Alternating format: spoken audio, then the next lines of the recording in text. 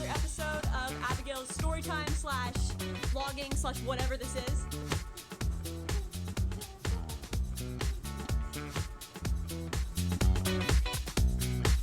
So today was a surprisingly good day considering that it was a B-day.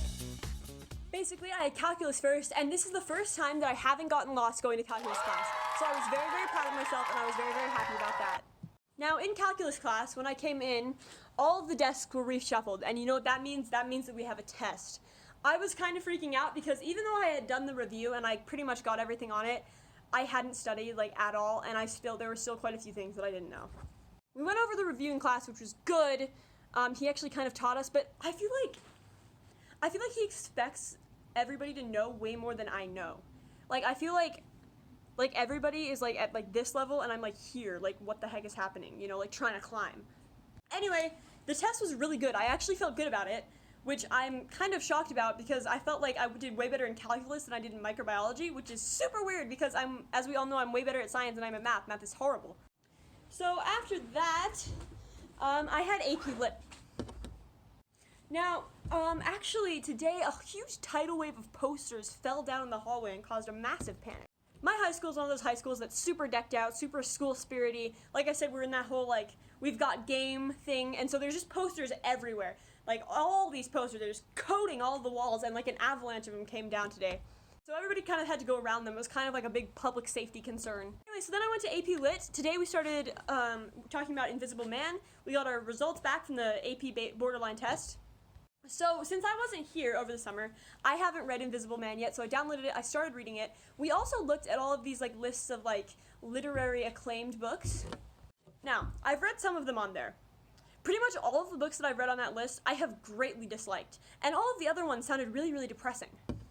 Now, I'm not, bagging on you if you like to read depressing books, but I don't know. I like things that send me good vibes, you know? There's some depressing books that I'm down for.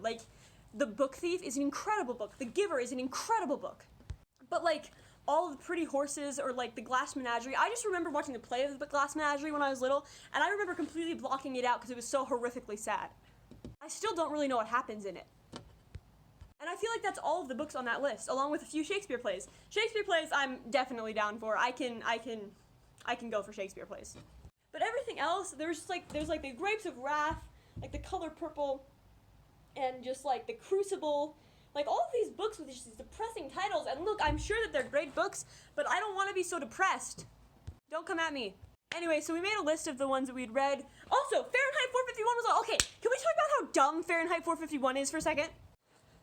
Not only, okay, so the basic idea behind it is fine, but the author's writing is so pretentious that it is almost unreadable. I don't even know how to describe it. Have you ever just heard somebody talk and they're just so annoyingly think that they're so much better than you? That's how reading his books feels. And I've also read a short story by him, and it's called Harrison Bergeron, and I did not like that one either. That one was just weird in general, but at least that one made more sense. And there was so much of that book that I just didn't get. And I think it was partially because the language was just so annoying to me that it was very, very difficult for me to figure it out. Anyway, so that's the kind of book that were on this list. But I got some of them done. I actually talked a lot with the girl next to me. She's pretty awesome, so that's good. I'm continuing to make friends, so boom, that's amazing. Fahrenheit 451, at the end you're okay, they're gonna go down the river or whatever, but then no, just all these bombs fall, and you're okay. So that was simple, that's an easy solution, but everybody's dead. What the heck?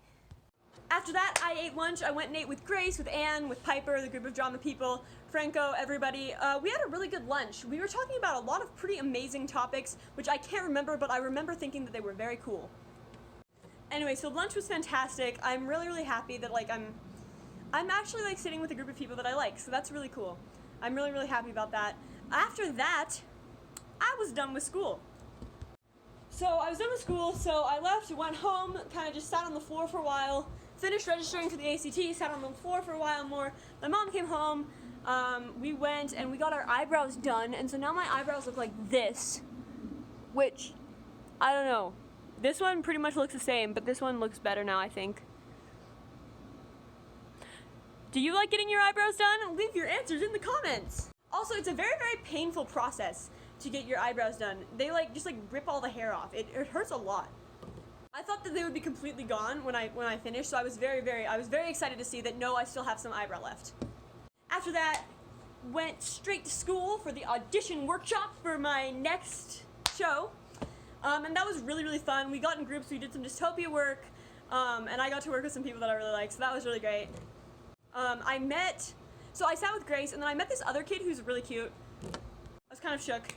And then after that, I came home for like a second, and I took a 15-minute nap, I ate some cereal, brushed my hair, went back for auditions. These were auditions for Proof, which to be honest with you, I was kind of going to get experience because Proof is from 6 until 9 every night, and I didn't really want to be doing that. Not that I don't love drama and that I wouldn't do it if I was cast, but I didn't really want to be doing it. So, but auditions were really great. You know, I felt like I didn't feel good about them. I felt like I definitely could have done better, but I didn't feel bad either. So that's good. I have a tendency to block out things completely. So I just remember, if I'm in a stressful situation, I just remember, chunks. Uh-oh, my phone's overheating. Okay, so we had to go inside because when my phone gets hot, it starts, freezing. The camera's all weird. So this is one of those times when I kind of just remember things in snapshots and chunks. That happens to me in auditions, swim races, any other, high-stress time, sometimes for, tests and stuff as well. I don't really know what that is. Maybe it's, a defense mechanism for something, but, I just remember, with, no in-between. So I don't know if that's a good or bad thing, because to be honest with you, I don't really know what happened. But I think that it was pretty well. From the chunks that I remember, I think that it was pretty well. Okay, advice of the day. Hi, Henry. Advice of the day. I got into this a little bit with the books on the list. But, so I have a playlist that I listen to in the morning on the way to school, and it is just a bunch of songs that just talk about how awesome life is, how awesome it is to be alive, how awesome the morning is, how awesome I am. At least, that's the intention. And so on days when I don't listen to it versus days that I do, Henry, he's biting me.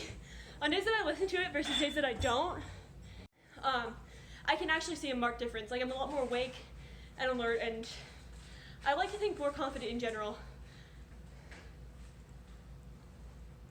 on days that I listen to it other than days that I don't. Alright kiddos, join me tomorrow